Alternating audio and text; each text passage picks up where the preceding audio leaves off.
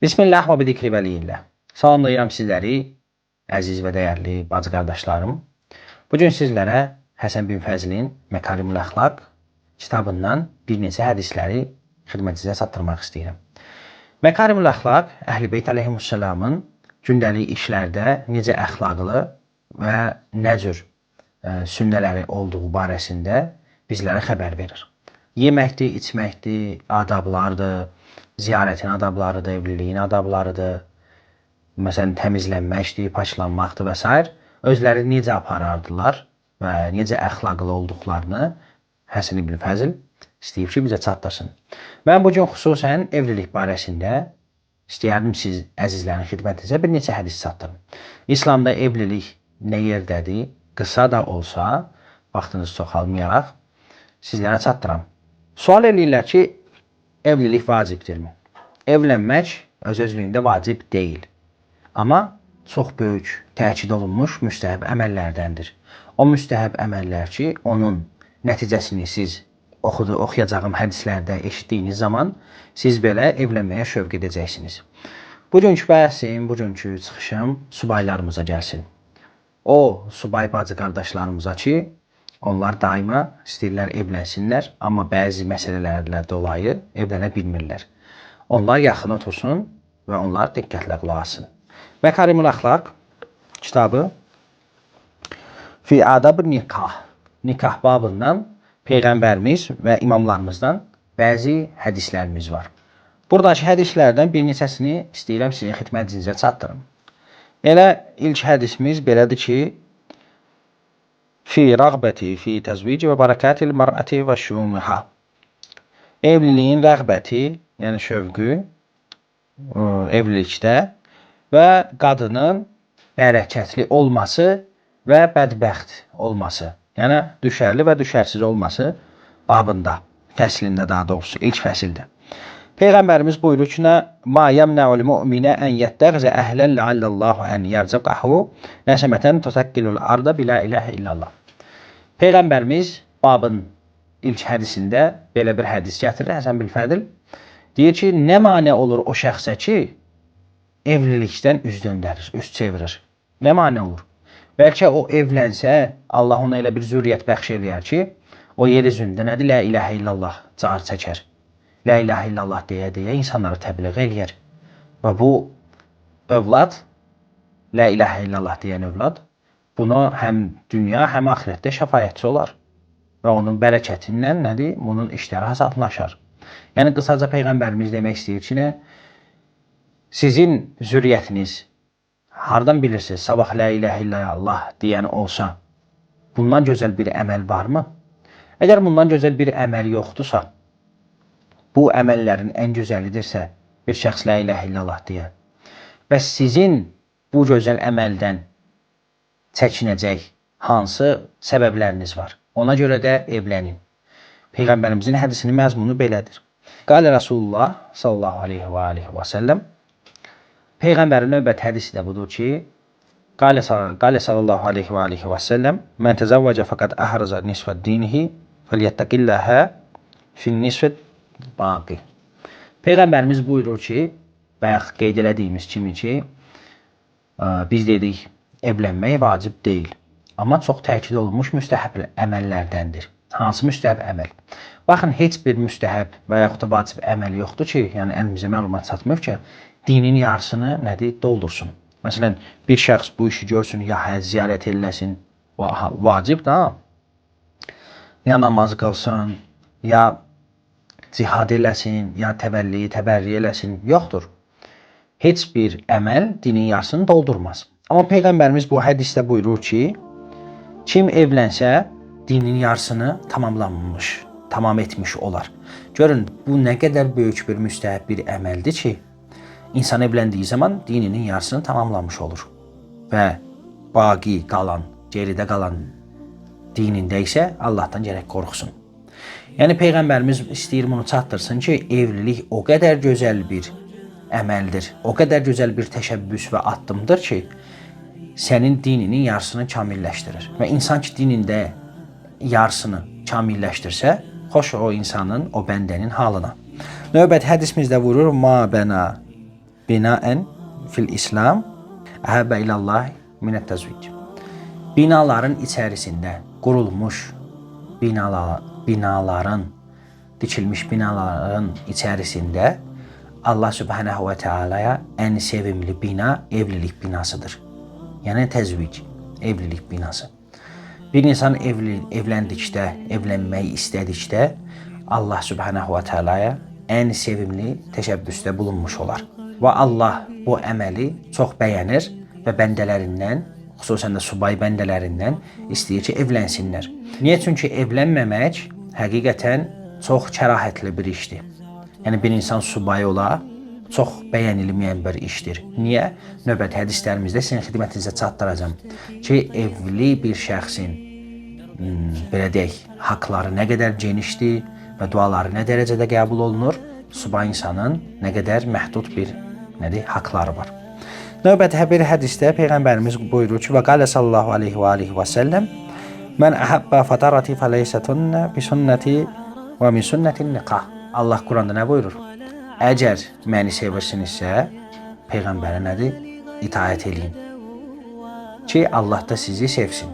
Peyğəmbər də bizə bu hədisdə çalışır, çatdırsın ki, o qədər şiddətlə təkid edib çatdırmaq istəyir ki, kim məni, yəni Allahın Rəsulu olaraq qəbul edib sevirsə, mənə itaət eləyirsə və bunu vacib bilirsə özünə bir mümin kimi, mənim sünnətimə əməl eləsin.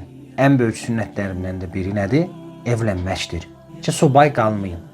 Ona görə də möminlər, xüsusən də o subay bacı qardaşlarımız çalışsınlar, tez bir zamanda evlənsinlər. Bəli, bəzən şərh bölmələrimizə, videolarımızın altına maraqlı suallar gəlir. Biri yazır ki, bəs əgər şərait olmasa, biri yazır ki, əgər maddi cəhətdən sıxıntısı varsa, yəni istisnai məsələlərdə nədir? Cavablarımız inşallah olacaq. Maddi sıxıntı inşallah irəlidə olan hədislərimizə bu barədə toxunacağıq və şəraiti də həmçinin. Növbəti hədisdə Peyğəmbər buyurur ki, və qalə sallallahu aleyhi və səlləm mən kənə ləhu ma yetəzəvvüc bihi fələm yetəzəvvüc fəleysə minnə. Peyğəmbərimiz buyurur ki, kimin, bax şərait barəsində demişdik, cavab gəldi.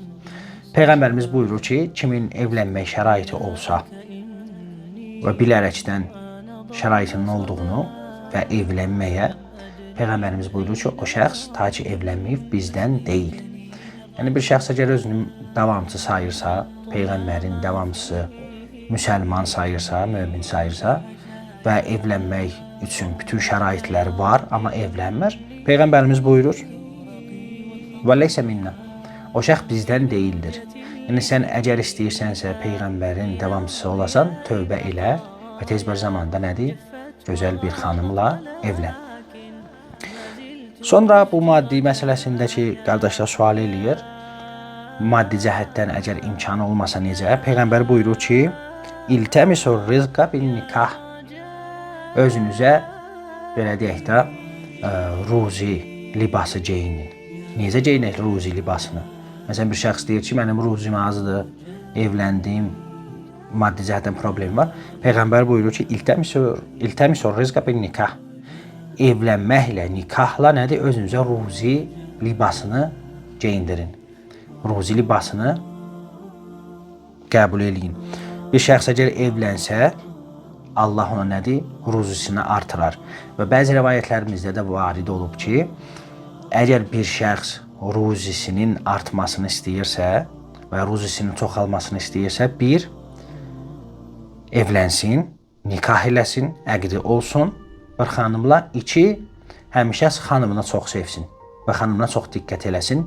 Bu barədə də inşallah hədis gələcək.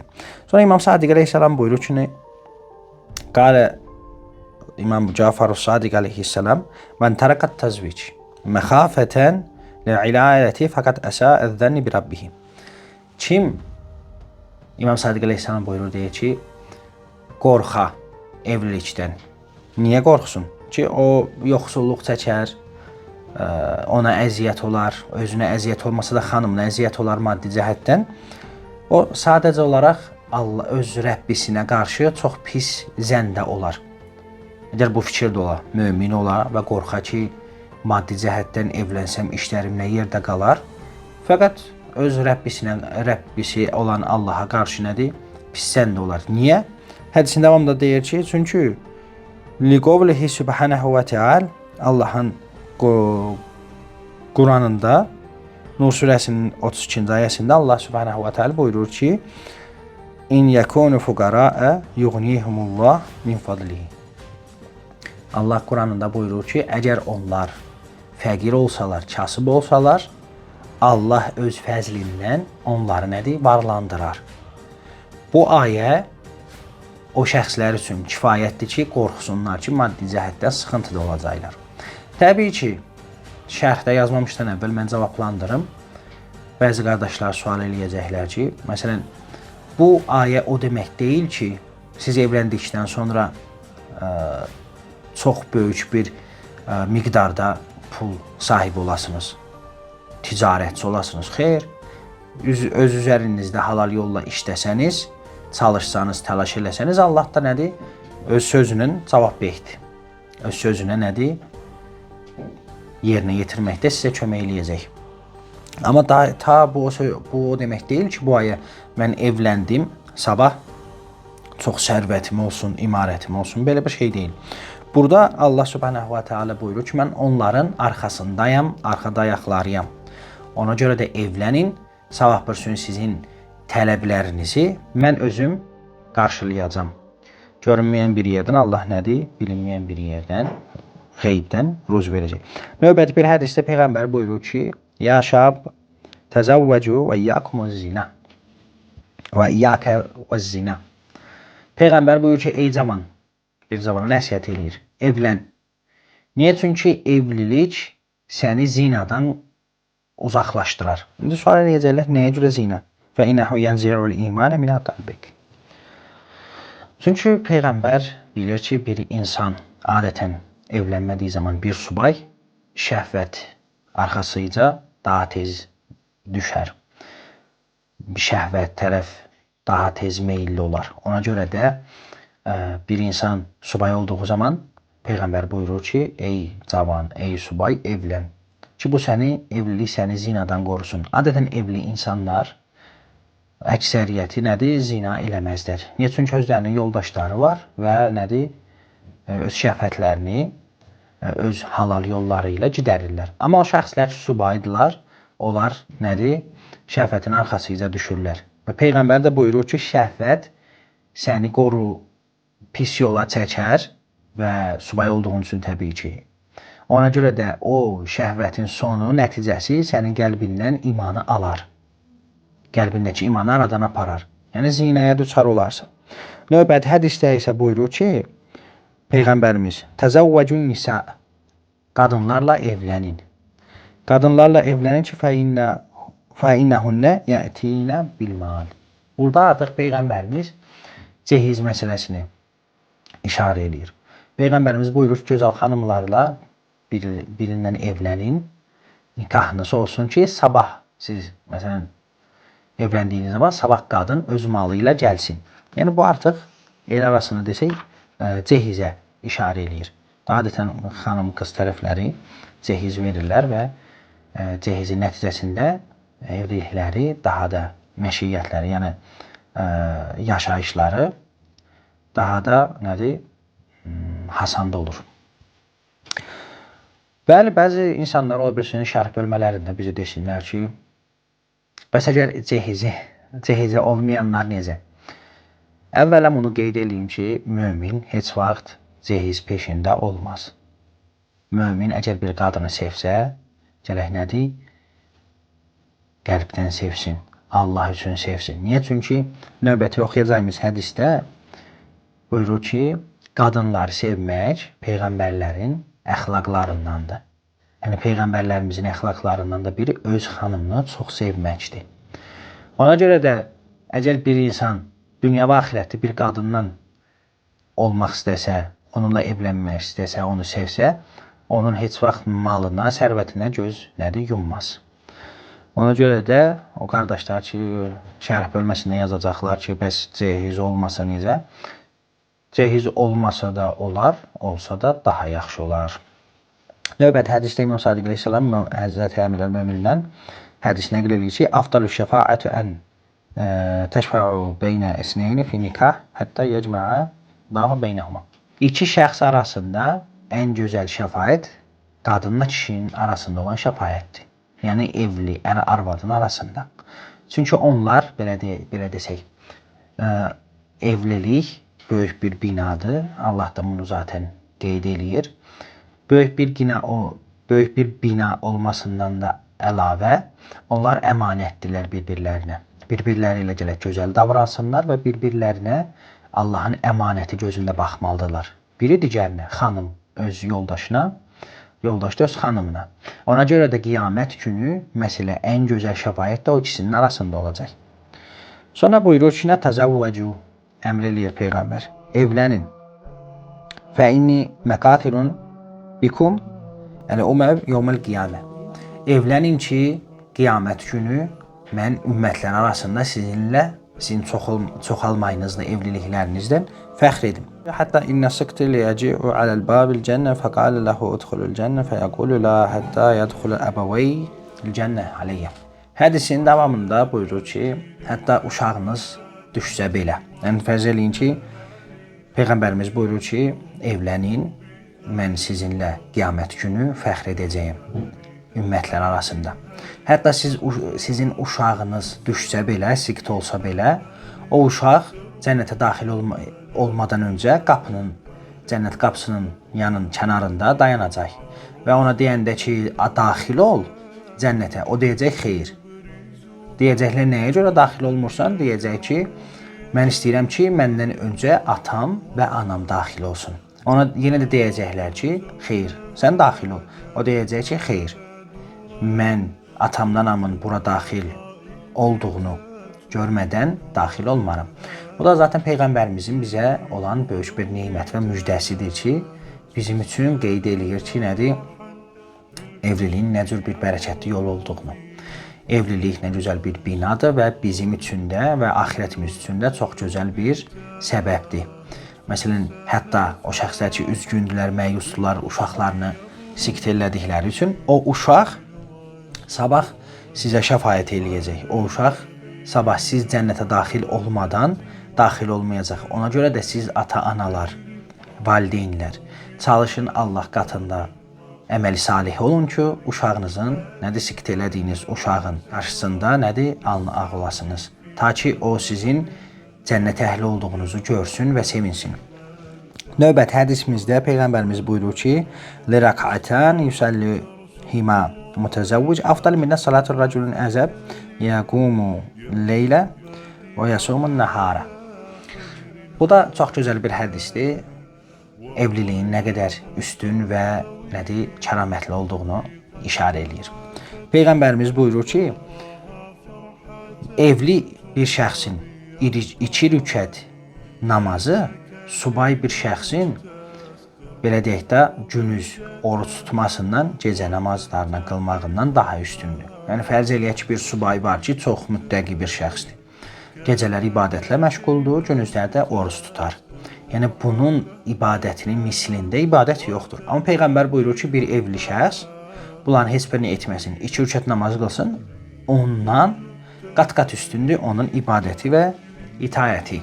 İndi siz təsəvvür edin, evli olduqda insanın duaları tez qəbul olar. Siz təsəvvür edin, belə bir şəxsin duası əlbəttə tez qəbul olar. Ona görə də evlənmək lazımdır. Növbət hədisdə Peyğəmbərimiz buyurur ki, yenə eyni hədisdir. 2 rükət üstündür. Evliliyin 2 rükəti subayın qıldığı 70 rükət namazdan üstündür. Yəni fərz eləyək ki, belə bir qiyas gətirir. Evli bir şəxs 2 rükət namaz qılsa, 70 rükət subayın qıldığı namaza bərabərdir. Yəni subay gələk 70 rükət namaz qılsın ki, ta ki evliliyin 2 rükətinə çatsın. Növbəti hədisdə buyurur ki, fəqalə sallallahu aleyhi və səlləm aradilül mutəkumul əzzab. Ölülərin ən belə deyək pisi, ən yaxşı mənada desək, burada daha ağır təbirdən gəlib hədisdə. Ölənlərin içində ən pisləri subay ölənlərdir. Hansı subay ölənlər? O subay ölənlər ki, həddi bulluğu çoxdan atlamışdılar Məsələn, fərz eləyək, ortalama həddi buluq 14-15 yaşlardır. Amma bu adamın məsələn 25-30 yaş var idi, amma hələ də evlənmirdi. Hər bir şəraiti var idi. Maddi cəhətdən də sıxıntısı yox idi. Yəni bütün bu şərh bölmələrində ki, siz yazasınız o istisna hallar çıxma şərti ilə bu adam evlənmirdi və əcəl gəldi. Nədir? Bunu cəmaatın əlindən aldı, apardı. Bu insan öldükdən sonra ən pis şəxsdir. Sonra buyurur ki, Peyğəmbərimiz: "Ya məşərəl şəbab, mən istata'a minkumul bahul falyetezavvac fe innehu aqaddal lil basar ve ahsenul farac ve men lem yestati' felyudminis sum fe innehu lehu veca'u." Peyğəmbərimiz buyurur ki, sizlərdən ey cavanlar, kimin taqəti varsa, qüdrəti varsa nə varsın, evlənsin. Və əgər evlənməsəniz, nədir? Oruç tutun. Niyə? Çünki oruç sizi gündəlik gözünüzü, qulağınızı və digər məkruh və haram əməllərdən çəkindirir. Niyə? Çünki bir insan oruç tutduğu zaman zina eləməz. Çünki oruç halındadır və Allahdan qorxur. Əlbəttə ki, işimiz müttəqilərdəndir. Oruç tutub haram iş görənlərlə işimiz yoxdur. Peyğəmbər də zaten onlara müraciət eləyir. Ki, əgər evli deyilsinizsə, əgər subaysız, gün ərzində oruç tutun. Növbəti hədisimizdə də buyurur ki, eyni hədisdir. İmam Baqir əleyhissalamdan da hədis buyurur ki, Cəə rəculun ilə Əbi Cəfər. Cəfərin atası, yəni İmam Sadiq əleyhissalamın atasının yanına, İmam Baqir əleyhissalamın yanına bir şəxs gəlir. Və deyir, Həlləkə min zəvcə. İmam Baqir ona sual verir. Sənin yoldaşın var, zövcən var. Ona cavab verir ki, la, xeyr, yoxdur. Və İmam Baqir əleyhissalam buyurur ki, la əhəbbə ənli dünya və ma fiyhə. İmam Baqir əleyhissalam buyurur ki, bütün dünyaları və içində olanları mənə versinlər. Mənə sevimli deyil, nəinki bir gecə yoldaşsız, zövcəsiz yatam. Yəni İmam təkid eləyir, istəyir bizə çatdırsın ki, nədir? Çalışdığınız qədər evlənin ki, subay qalmayasınız. Və bu şəxsə də İmam buyurur ki, bir gecə subay, yəni zövcəsiz yatmaq çox kərahətlidir, çox pis bir işdir. Bütün dünyanı mənə versələr, məsələn İmam evlidir. Yəni İmam buyurur ki, bütün dünyanı mənə versələr və içində olanları mənə versələr, mən bir gecə zövcəmsiz yatsam, onu almaram. Yəni bu qədər önəm verir İmam evliliyə. İmam da Peyğəmbərimizdə. Və sonra hədisin davamında yenə eyni hədis. Davamında da buyurur, məgər sən bilmirsənmi ki, evli insanın 2 rükət namazı subay insanın günüzlər oruç tutması ilə gecələr ibadətlə məşğul olmasından daha üstündür. Növbəti hədisdə İmam Sadiq əleyhissalam buyurur, Əl-abdu kulləmə əzdadu fin nisa habban əzdadu fi iman fadlən. İmam Sadiq əleyhissalam buyurur ki, bir şəxs əgər öz yoldaşını, xanımını çox sevsə və onun sevgisi də yaşadıqca artsa, Allah onun imanını və əxlaqını artırar.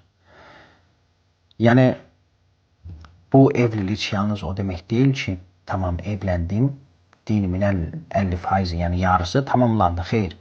İmam buyurur ki, ona qayğı göstərməlisən. Daim xanımla diqqətli olmalısan. Daim xanımınla vaxt keçirməlisən.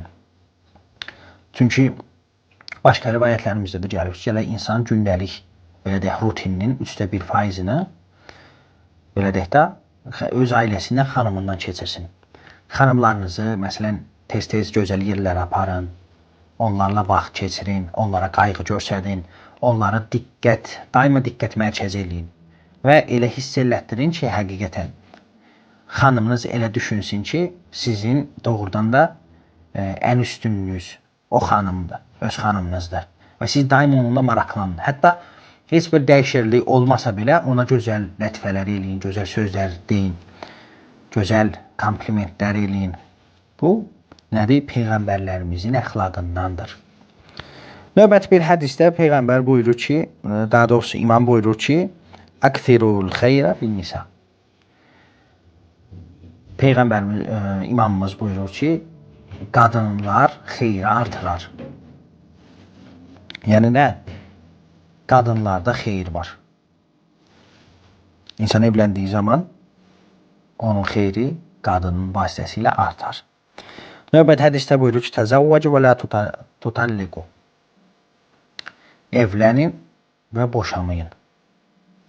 Hədisin davamında buyurur ki, fəinnət talaqə yehtəzzu minhul arş. İmamımız buyurur ki, evlənin, heç vaxt boşanmayın. Çünki boşandığı zaman insan Allahın ərşi titrəyər. Bir insana bir talaq versə, boşansa, Allahın ərşi titrəyər. Və digər bir rəvayətlərimizdən də varid olub ki, Allah çoxlu boşananları sevmir. Məsələn, bir şəxs var ki, evlənir, boşanır. Evlənir, boşanır. Yəni, talaq verir. Allah həmin şəxsi sevmir. İnnəlləhə la yuhibbul zavvaqat və zavvaqin. Hədisdə də. Və aynəhə mən əxlaqı. Və bayaq qeyd elədiyimiz hədisində elə Məkarimul Əxlaq kitabında Həsən ibn Fədl nədir qeyd eləyir? Buyurur ki, İmam buyurur ki, min əxlaqil ənbiya aleyhimussalam hubbun nisa. Xanımlarını sevmək peyğəmbərlərin əxlaqını qeyd eləmişdik. Sonra gəlir buyurur ki, 3 şeydə mömin haqq hesaba çəkilməz. Salasətun əşya, 3 şey var ki, la yuhasibu aleyhinnəl mümin. O 3 şeydə mömin hesaba çəkilməz. Hansılardır? Təam və yakul. İnsanın yeyib içməyində mömin haqqı hesaba çəkilməyəcək. Əlbəttə ki, halalla gedir söhbət. Halal yemək yedikdə gündəlik onun haqqı hesabı yoxdur. Nə yedin, niyə yedin və s. Və səvbul yəlbisuha. O paltar ki, o libaslar ki, mömin geyinəcək. O barədə də haqq hesab möminə olmayacaq. Və üçüncü bizə lazım olan, mövzumuza yaxın olan məsələ və zəvcətun salihətun təavənəhu və yəhsinu bihə faracə. Və nədir? Gözəl bir xanımla, salih bir xanımla evlənməsi.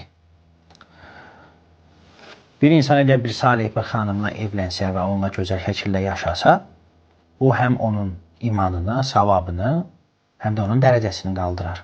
Və növbəti hədisdə Peyğəmbərimiz buyurur ki, qadınların meyarını qoyur. Yəni bil ki, hansı qadınlar daha xeyirlidir, hansı qadınlar xeyirsizdir. Xeyirli qadınlar onlardır ki, afdalun nisə ümməti. Ümmətimdən xeyirli qadınları bunlardır. Əsbəhunna və cəhən və aqalləhunna məhrən. Ən xeyirli qadın budur ki, daima təbəssüm, üzü daima təbəssümlü olar və mehriyəsini də az istəyər. İndi şərh bölməsində yazacaqlar ki, qadının olan qopan bir mehriyəsi var, bunu da az eləsin. Peyğəmbərimiz buyurur ki, qadın gülər üzlü olmalıdır və mehriyəsini tələb etdikdə az tələb etməlidir. Mehriyə, yəni əqd bağladığı zaman onun əqdin müqabilində bir hədiyyəsi olmalıdır və bunu vermək də vacibdir. Hər iki əqddə də, müvəqqətidə də, daimidə də. Ona görə də Peyğəmbərimiz buyurur ki, ən xeyirli qadınlar daima bərəkət naminə, yəni daima az istəyərlər, mehriyələr. Və sonda da imamımız buyurur ki, ən xeyirli qadın daima mehriyəsini az istəyən, az xərc edən, məsələn, günlük tələbatları var qadınların. Peyğəmbər buyurur, ən az tələbatı olan qadın, o ən xeyirlisidir. Və bununla da bircə başqa hədislər çoxdur. Dediyim babda növbəti hədislər var. İstəyən olsa sizdən buyursun. Bu babda çoxlu hədislər var. Özləri oxusunlar. Biz video uzun olmasın deyə istədik bu barədə qısa bir nəsihətlər verək. Əhl-i Beyt əleyhissalamə aid. Ona görə də əziz qardaşlarım, sizlərdən evlənmək istəyən işlərini sürətləndirsin. Allah evlənmək istəyənin işini daima asan delər. Və bir rəvayətdə yenə elə Məkarimul Əxlaqdadır. Buyurur ki, bir şəxs əgər iki mömini evləndirsə, məsələn, vasitəçidir bir möminə ilə bir möminin arasında. Bunları tanış elədi, belə deyək də, bunların arasında bir səbəb yaratdı ki, bunlar tanış olsunlar, evlənsinlər, ikisi də subayıdır. O ona kifayətdir, onun savabı. Hətta onlar neçə il evli olsalar da, onlardan əldə elədiyi savab ona dünya və axirətində kifayət eləyər. Hətta o şəxs ölsə belə. Fərz eləyək ki, o şəxs öldü, amma bunlar yenə də evlilikləri davam eləyir. Onun savabı hətta öləndən sonra belə ona nədir? Çatacaqdır. Ona görə də siz əziz qardaşlarım, evlənməyən qardaşlarımızı, evlənməyən bacılarımızı evliliyə şövq, gözəl şəkildə təbliğ eləyin ki, evlənsinlər, vasitəçi olsun və siz də Allah yanında vasitəçi olun ki, bir-birinizə şəfaət eləyə biləsiniz. Allah bütün subaylarımıza evlilik nəsib eləsin, inşallah-i teala. Və bu günlük bu qədər. Ən gözəl günlər sizinlə olsun. Videomuzun sonuna çatdıq. Gələn videolarımızda daha da nədir faydalı videolar çəkmək ümidi ilə. Və selamun aleykum cəmiyyən və rəhmətullahi teala və barakatuhu.